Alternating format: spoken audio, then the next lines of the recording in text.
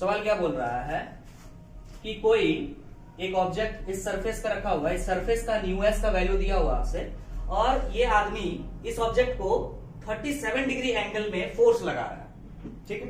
तो ये ऑब्जेक्ट आगे की तरफ स्लाइड करना चाहेगा, लेकिन आपने फ्रिक्शन में पढ़ा है ये चीज क्या, कि जब आप फोर्स लगाइएगा तो जो सरफेस ऑफ कांटेक्ट होगा, जहां पे कांटेक्ट होगा सरफेस का, तो वो सरफेस क्या करेगा, आपका फोर्स का विरोध करेगा, अपोज करेगा ना।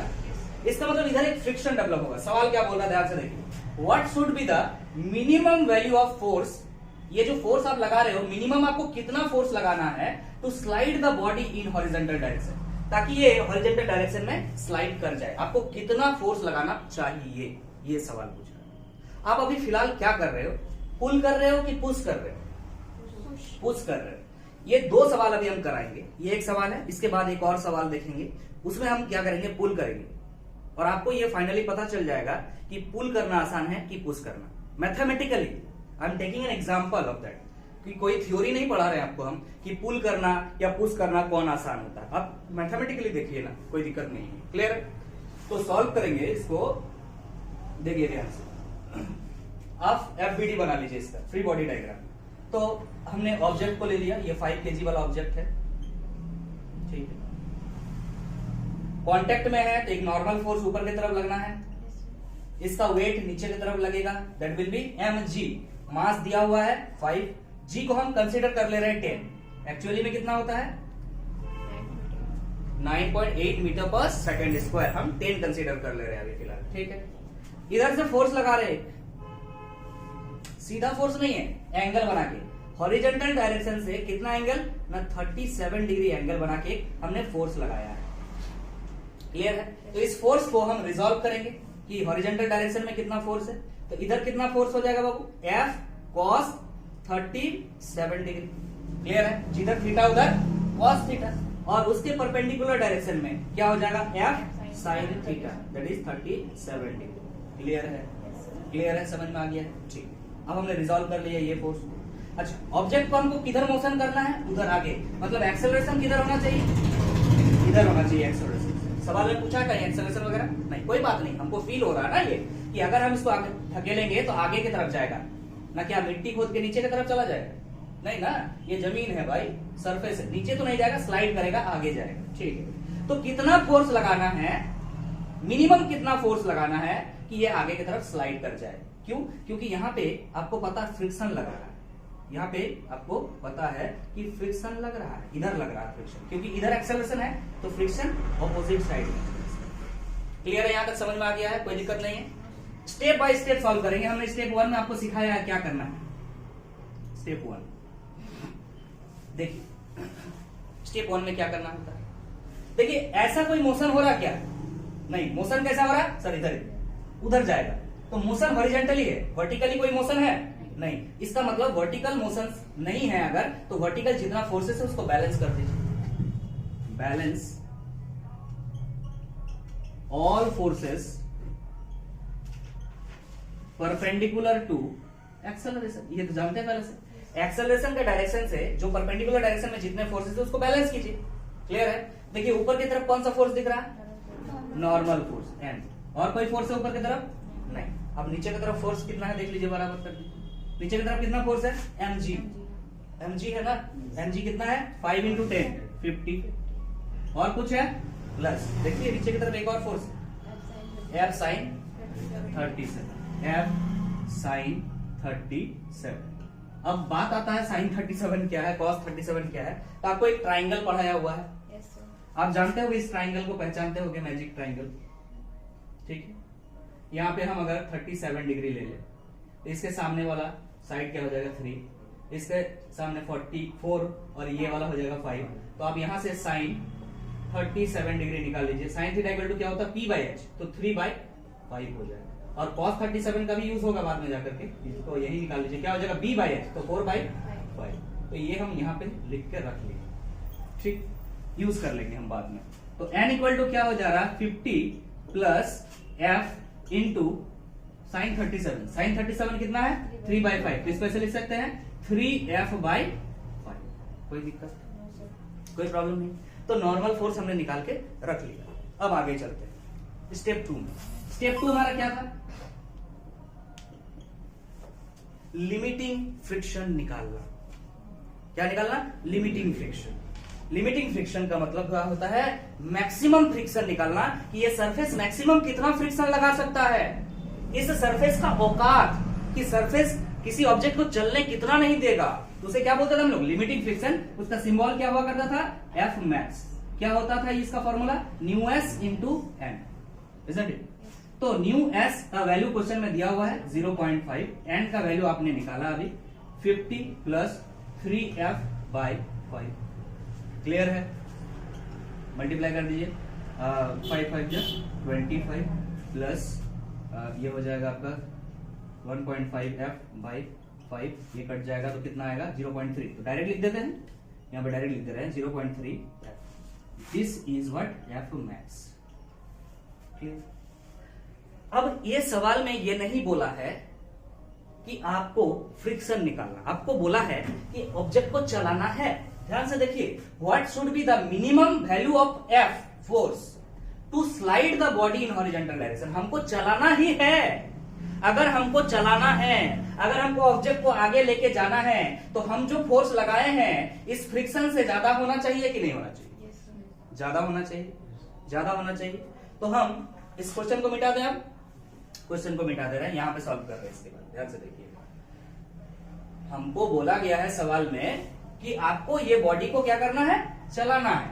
और अगर आप बॉडी को चलाना है, स्टेप 3 हम बता रहे हैं, अगर हमको बॉडी को चलाना है to move the object, to move the object, अगर किसी भी ऑब्जेक्ट को आपको मूव कराना है तो बाहर से जो आप फोर्स लगा रहे हो that is F external must be greater than limiting friction. होना चाहिए कि नहीं? नहीं तो चलेगा ही नहीं। अगर उल्टा हो जाए, एफ मैक्स ज्यादा हो जाए, एक्सटर्नल फोर्स कम हो जाए, तो क्या हो जाता है? वो स्टैटिक फ्रिक्शन हो जाता है। लेकिन अभी आपको ऑब्जेक्ट को चलाना है, इसका मतलब ये कंडीशन होना चाहिए। और यहाँ पे वैल्यू पुट कीजिए, एफ एक्सटर्नल कितना है? हॉरिजॉन्टल डायरेक्शन में चेक कीजिएगा, हॉरिजॉन्टल डायरेक्शन कितना है बाबू? यहाँ पे लिखा हुआ है एफ कॉस 37। तो यहाँ पे लिख रहा है F cos 37 degree greater than F max. आपने निकाला है कितना है? 25 प्लस 0.3 एफ। क्लियर है? cos 37 निकाल के रखा हुआ है, कितना है? 4/5। तो f इंटू 4f बाई 5 ऐसे लिख देते हैं, ग्रेटर देन 25 प्लस 0.3 f। अब कुछ नहीं, अब सॉल्व करना है, इनइक्वालिटी सॉल्व करना। इसको इनइक्वालिटी बोलते हैं। इक्वल रहे तो इक्वालिटी, ग्रेटर देन और लेस देन रहे तो इनइक्वालिटी। क्लियर है? तो आप इसको सॉल्व कर दीजिए। आप इसको 5 से मल्टीप्लाई कर दीजिए तो 5 5 कैंसिल हो जाएगा। इसको भी 5 से मल्टीप्लाई कीजिएगा तो कितना आ जाएगा? 125। इसको भी 5 से मल्टीप्लाई कर दीजिएगा कितना आ जाएगा? 1.5f। क्लियर है? समझ में आ रहा है? आगे चलते हैं। यहाँ 4f है, इस 1.5f को इधर ले आइए तो माइनस 1.5f हो जाएगा, ग्रेटर देन 125 हो जाएगा। अब जगह ही नहीं बचा, क्या करें? क्या करें? मिटाएं इसको। क्या इसको मिटाते हैं, इसको मिटाते हैं। देखिए क्या हो जाएगा? 1.5 कट जाएगा किसमें से? 4 में से। कितना आ जाएगा? 2.5f is greater than 125। So f is greater than 125 by 2.5। This point cut गया। अब कितना से कट जाएगा? 25 चौके 100, 25 5 तो f is greater than 50 Newton. मतलब क्या? This is the minimum value of f। इससे ज्यादा होना चाहिए फोर्स, तब जाकर के बॉडी स्लाइड करके आगे की तरफ जाएगा। तो हम लिख सकते हैं कि f should be more than 50 Newton to slide the object.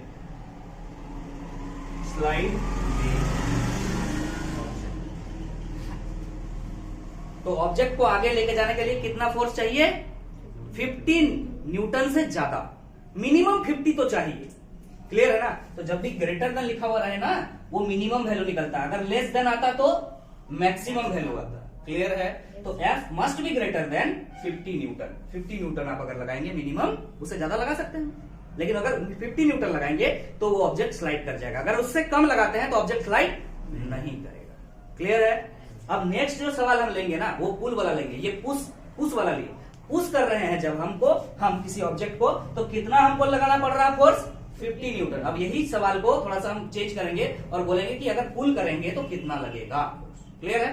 तो नोट कर लीजिए। तो नेक्स्ट सवाल क्या है, सेम सवाल है, सरफेस है, सरफेस का न्यूएस का value coefficient of static friction 0.5 है जो दिया हुआ था। इस बार 5 केजी का ही ऑब्जेक्ट लिया हुआ है, 5 केजी ऑब्जेक्ट। उस बार क्या कर रहा था, थोड़ा देर पहले ये पुश कर रहा था, अब ये पुल कर रहा है with the same angle. Horizontal के साथ कितना एंगल से पुश कर रहा था, 37। अब क्या कर रहा है, पुल कर रहा है विद 37 डिग्री। ओके, तो सवाल सेम सवाल, फिर से सेम सवाल, what should be the minimum value of F. F का यहाँ जो ये फोर्स लगा के खींच रहा है इसको, वो कितना मिनिमम वैल्यू होगा to slide the object in horizontal direction. इसको स्लाइड कर देना करना, आप समझो ना, सिंपल चीज है। आप एक अलमारी रखे हो, उस अलमारी को पुश कर रहे हो और उसी अलमारी को पकड़ के खींच रहे हो। बात समझ रहे हो? दोनों में से कौन आसान होगा? खींचना। पुल करना आसान होता है पुश करने से, तो मैथमेटिकली प्रूफ होना चाहिए ना। पुश करने के लिए फोर्स कितना आया अभी जस्ट बताइएगा? मिनिमम 50 न्यूटन, कम से कम 50 न्यूटन होना चाहिए। देख लेते हैं पुल करने के लिए कितना आता है। तो एफबीडी बनाइए इसका। सबसे पहले 5 केजी का ऑब्जेक्ट है, ठीक है, 5 केजी का ऑब्जेक्ट है, नीचे वेट लग रहा है 5 × 10, वहां पे भी 10 लिया तो यहाँ पे भी 10 ले लेते हैं ताकि कैलकुलेशन सेम रहे। ऊपर क्या है, नॉर्मल फोर्स है, क्योंकि यहाँ कॉन्टेक्ट है।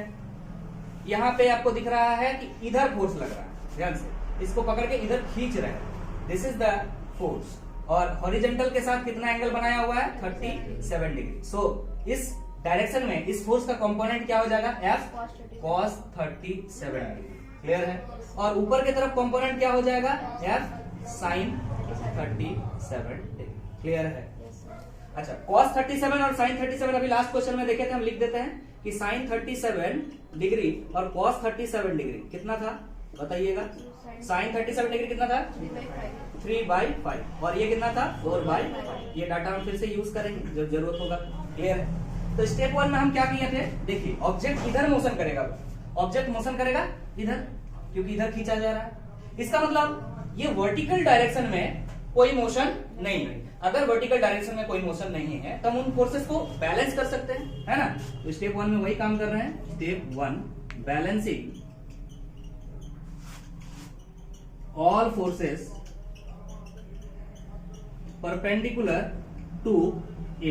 एक्सेलरेशन के परपेंडिकुलर डायरेक्शन में जो भी फोर्सेस हो वो बैलेंस कर लीजिए। ऊपर कौन कौन सा फोर्स है दिख रहा, एक नॉर्मल फोर्स है और कोई है, हाँ, F sin 37 डिग्री। और कोई फोर्स है ऊपर नहीं है, नीचे है, इक्वल टू कितना, 5 × 10 दैट इज 50। यही फोर्स है। सो n इक्वल टू आप लिख सकते हो 50 माइनस एफ साइन 37। साइन 37 का वैल्यू होता है 3/5, तो आप यहाँ डायरेक्ट लिख सकते हो 3f/5। कोई प्रॉब्लम ही नहीं, n निकल गया आपका। क्लियर है? स्टेप 2 में क्या करना होता है कि आप मैक्सिमम फ्रिक्शन, जिसे आप लिमिटिंग फ्रिक्शन बोलते हो, वो निकालते हो। तो मैक्सिमम फ्रिक्शन किधर लगेगा, इधर लगेगा भाई, इसको रोकेगा। हम इसको अगर इधर खींच रहे हैं तो ये इधर फ्रिक्शन लगाएगा, और मैक्सिमम कितना फ्रिक्शन है, दैट इज लिमिटिंग फ्रिक्शन, क्या होता है ना, F max equal to mu s into N.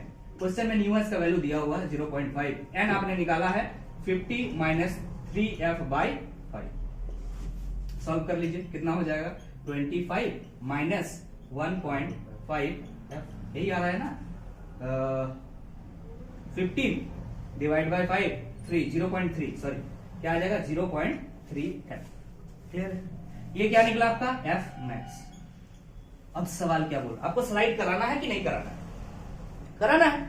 अगर आपको स्लाइड कराना है, इसका मतलब आपका जो एक्सटर्नल फोर्स है, ये जो आप फोर्स लगा रहे हो, वो ज्यादा होना चाहिए इधर का फ्रिक्शन से। इधर फ्रिक्शन लग रहा है, तो इधर जो फ्रिक्शन लग रहा है इससे ज्यादा होना चाहिए आपका ये फोर्स, ताकि इसको खींच पाए। अगर ये ज्यादा होगा तो स्लाइड तो नहीं करेगा ना। आपको क्या बोल रहा है यहाँ पे, to slide the object in horizontal direction, slide करने के लिए बोल रहा है। तो अगर आपको स्लाइड कराना है तो इधर वाला फोर्स ज्यादा होना चाहिए। तो स्टेप 3 में वही काम करेंगे। स्टेप 3 में क्या हो जाएगा कि टू स्लाइड द ऑब्जेक्ट, क्या लगाना होगा कंडीशन आपको, एक्सटर्नल फोर्स जो होगा must be greater than F max, limiting friction का। क्लियर है? आपने एक्सटर्नल फोर्स कितना निकाला, आपने एक्सटर्नल फोर्स कितना निकाला, देखिए यहां पे दिख रहा हॉरिजॉन्टल कंपोनेंट, देख लीजिए कितना है, F cos 37। यहां लिख रहे हैं F cos 37 degree is greater than F max आपने निकाला है कितना 25 माइनस 0.3 एफ। क्लियर है? अब इसको सॉल्व करना है। क्लियर है? तो क्वेश्चन को मिटा दे, क्वेश्चन को मिटा दे रहे हैं, यहां पे सॉल्व करते रहे। देखिए इसको यहां पे लिख रहे हैं एफ cos 37 है मेरा 4/5 okay must be greater than 25 minus 0.3 F. यही है। 5 से मल्टीप्लाई कर दीजिए, क्या आ जाएगा 4f हो जाएगा, 5 कट जाएगा, इसको 5 से मल्टीप्लाई कीजिएगा 125 आएगा, इसको 5 से मल्टीप्लाई कीजिएगा 1.5 f आ जाएगा। अब 4f ये 1.5 इधर आएगा तो प्लस 1.5 f आ जाएगा इज ग्रेटर देन 125 आ जाएगा। यहाँ पे कितना हो गया 5.5 f इज ग्रेटर देन 125 तो f is greater than 125 divide by 5.5 ये पॉइंट हटा दीजिए, 0 लगा दीजिए। क्लियर है? कितना है 1250 बाय 55 1250 बाय 55 ये आंसर आपका अब डिवाइड कर लीजिएगा, और ये जो वैल्यू आ रहा है लिखा हुआ है आपका 22.72 कितना आ रहा है 22.7 Newton. F must be greater than 22.72। इसका मतलब क्या है कि मिनिमम वैल्यू आपने एफ का निकाला है वो भी कितना है 22.72। बोल रहा है कि 22.72 न्यूटन अगर आप फोर्स लगाएंगे ना तभी खिसक जाएगा, उससे ज्यादा लगाइए, अच्छा चीज है। मिनिमम वैल्यू निकल गया है। जब भी ग्रेटर देन आए तो जो वैल्यू निकलता है वो क्या होता है मिनिमम वैल्यू। तो प्रूफ हो नहीं रहा है। अभी थोड़ा देर पहले आपने पुश का कंडीशन लिया कि पुश में कितना मिनिमम वैल्यू होना चाहिए फोर्स का 50 न्यूटन, और इसी क्वेश्चन में जैसे आपने पुल का कंडीशन ले लिया तो ये कैसा हो गया 22.72 न्यूटन। इससे ये प्रूफ होता है कि pulling an object is easier than pushing an object. किसी ऑब्जेक्ट को अगर आपको स्लाइड कराना है तो पुश करने से बेटर है कि आप पुल करें, उससे इजीली वो ऑब्जेक्ट स्लाइड हो जाएगा। ओके देखिए तो भी आप सब देखें कि किसी चीज को खींचना आसान होता है किसी चीज को धकेलने से। Pulling is easy than pushing. अगर थियोरेटिकल यही सवाल आए तो आप क्या करेंगे न्यूमेरिकल बनाएंगे? नहीं, उसका सिंपल आंसर आप ड्राइंग बना करके उसको दिखा सकते हैं बाई उसके बाद आप उसको थ्योरी में लिख सकते हैं। देखिए जब हम किसी चीज को क्या कर रहे थे पुश कर रहे थे, पहले पुश वाला पढ़े थे, तो जब किसी चीज को हम किसी ऑब्जेक्ट को हम पुश कर रहे थे तो इस तरह से पुश कर रहे थे। तो किसी सरफेस में जब ये रखा हुआ रहता है तो ऊपर की तरफ नॉर्मल फोर्स होता है और नीचे उसका वेट होता है दैट इज mg होता है, और ये हम फोर्स लगा रहे हैं पुश कर रहे हैं। लेकिन इसका कंपोनेंट हम बांट रहे हैं। अगर ये थीटा एंगल से पुश कर रहे हैं मान लीजिए तो ये क्या हो जा रहा है आपका f cos थीटा और ये हो जा रहा है आपका f sin थीटा। उसी जगह पे जब आप किसी को पुल कर रहे हैं किसी ऑब्जेक्ट को उतना ही एंगल से पुश कर रहे हैं, उतना ही एंगल मतलब हॉरिजॉन्टल से थीटा एंगल पे आप क्या कर रहे हो पुल कर रहे हो। ये फोर्स रहा, ये ऑब्जेक्ट को आपने रखा है सरफेस में, इसका मतलब है ऊपर नॉर्मल लगेगा, नीचे की तरफ इसका वेट लगेगा mg। क्लियर है? इसका कंपोनेंट तोड़ेंगे तो इधर क्या हो जाएगा f cos थीटा और ऊपर की तरफ हो जाएगा आपका f sin थीटा। अभी ध्यान से देखिए यहां पे जो नॉर्मल फोर्स है उस नॉर्मल फोर्स को अपोज कर रहा है ये फोर्स। यहां पे अगर इक्वेशन आप लिखेंगे n का तो n इक्वल टू हो जाएगा f sin theta plus mg। आगे पीछे लिख दीजिए क्या हो जाएगा ना mg एक फोर्स नीचे की तरफ है, साथ में एक और फोर्स है f sin थीटा। है कि नहीं? कोई दिक्कत है? मतलब n आगे की तरफ अगर इसको लिखे minus f sin theta equal to mg। f n को क्या कर रहा है? अगर हम क्या कर रहे हैं पुश कर रहे हैं, ये जो कंडीशन है ये पुश है, पुश का कंडीशन। नॉर्मल फोर्स को क्या कर रहा है साइन थीटा अपोज कर रहा है। देखिएगा उल्टा साइड में, मतलब क्या अपोज करने का मतलब ये चाह रहा है कि अलग होके चले। नॉर्मल फोर्स कम होने का मतलब क्या ढीला होगा ये जगह और आगे चलेगा।